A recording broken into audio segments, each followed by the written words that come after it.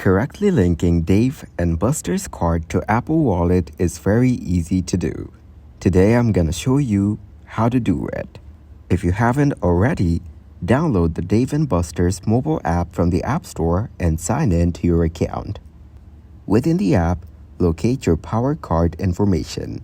This is usually found in the My Power Cards or similar sections. Look for an option within the app to add your Power Card to Apple Wallet. It may be labeled as Add to Wallet, Add to Apple Wallet, or something similar.